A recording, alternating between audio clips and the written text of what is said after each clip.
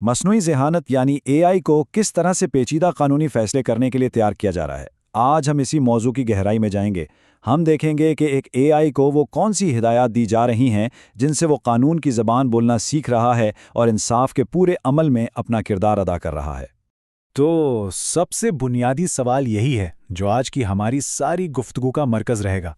जब एक मशीन को वो इख्तियारात दिए जाते हैं जो रिवायती तौर पर एक इंसान के पास, एक जज के पास होते हैं, तो हम इंसाफ के मुस्तकबिल के बारे में क्या कहने की कोशिश कर रहे हैं? ये अल्फाज ये किसी जज के नोट्स नहीं हैं। ये एक मसनूई ज़हानत को दी गई बिल्कुल सीधी सादी हिदायत है। ये एक छोटी सी मिसाल है कि कैसे एक मशीन को कानून के पेचीदा निज़ाम में फैसलाकुन कदम उठाने के लिए प्रोग्राम किया जा रहा है, और यहीं पर इंसानी फैसले और मशीनी हुक्म के बीच की लकीर धुंधलाने लगती है। तो इस तज्ज़िये में हम इन हिदायत के पूरे सेट का सफ़र करेंगे जो एक एआई को एक कानूनी माहिर की तरह सोचने और लिखने की तरबियत देने के लिए बनाए गए हैं।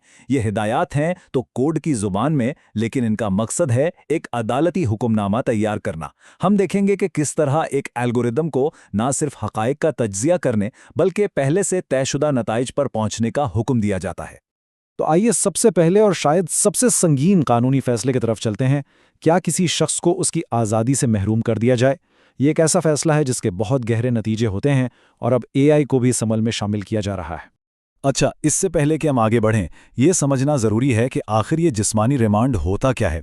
देखें, सादा लफ्ज़ों में ये वो कानूनी अमल है जहाँ किसी मुल्ज़िम को तफ्तीश मुकम्मल करने के लिए मुकदमे से भी पहले पुलिस की हिरासत में रखा जाता है।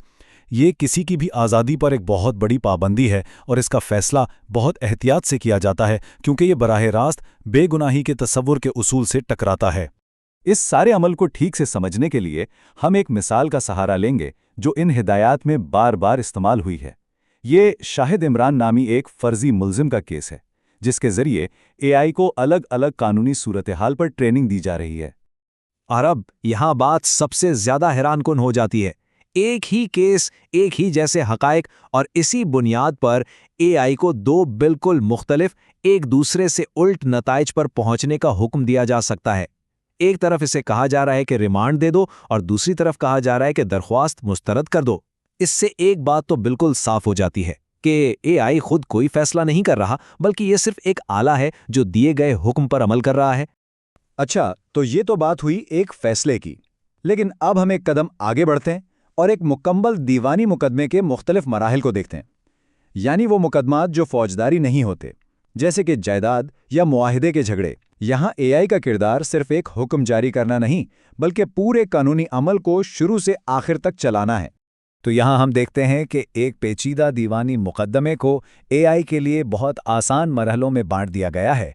इसे दावे और दिफा का तज्जिया करने से लेकर कानूनी नुकात तय करने और आखिर में हतमी फैसला लिखने तक हर कदम पर गाइड किया गया है।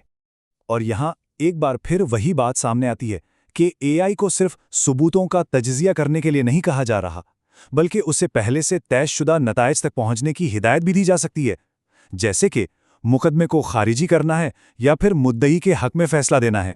अब तक हमने देखा कि एआई नए कानूनी दस्तावेज़ात कैसे बना रहा है, लेकिन इसके अलावा एआई को एक और बहुत अहम काम सिखाया जा रहा है, जो पहले से मौजूद कानूनी फैसले हैं उनका तज्जिया करना और उन्हें समझना। ये किसी भी कानूनी निज़ाम की बुनियाद होता है। इस काम के लिए एक ख़ास तरीका इस्तेमाल होता है जिसे कानूनी दुनिया में FIRAC मेथड कहते हैं। ये कानूनी तज्जिए का एक स्टैंडर्ड फ्रेमवर्क है जो दुनिया भर के लॉ स्कूल्स में पढ़ाया जाता है। तो एआई को ये तरीका सिखाया जा रहा है ताकि वो किसी भी अदालती फैसले को मुनज़्ज़म तरीके से समझ सके और इसका खुलासा पेश कर सके। यानी इसे सिर्फ लिखना नहीं, बल्कि कानूनी सोच के इंसानी ढांचे को अपनाने की भी ट्रेनिंग दी जा रही है। इसके बाद एआई को हुक्म मिलता है रेशियो डिसिडेंडी निकालने का। ये एक लातीनी इस्तिलाह है जिसका मतलब है फैसले की वजह। ये किसी भी अदालती फैसले का सबसे अहम हिस्सा, उसकी रूह होता है, वो बुनियादी उसूल जिस पर पूरा फैसला खड़ा होता है और जो मुस्तकबिल के केसेस के लिए एक मिसाल बनता है। तो एआई को ये सिखाया जा रहा है कि वो कानूनी मतन के समुंदर से इल्म का ये मोती कैसे निकाले। और अब हम इस सफ़र के इख्तिताम पर पहुंचते हैं जहां हम एआई की हिदायत में कुछ बहुत ही हैरानकुन तफसीलात देखेंगे। ये जाहिर करता है कि कंट्रोल की सतह कितनी गहरी है, जो कानूनी मंतिक से भी कहीं आगे तक जाती है। ये वाकई चौंका देने वाला है।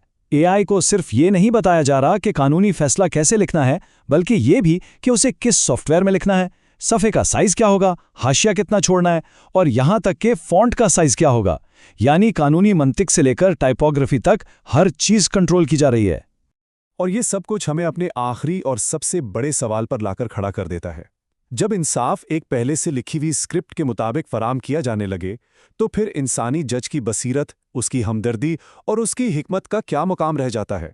ये वो सवाल है जिस पर हम सबको सोचने की ज़रूरत है, क्योंकि टेक्नोलॉजी कानून के दायरे में अपने कदम जमा रही है।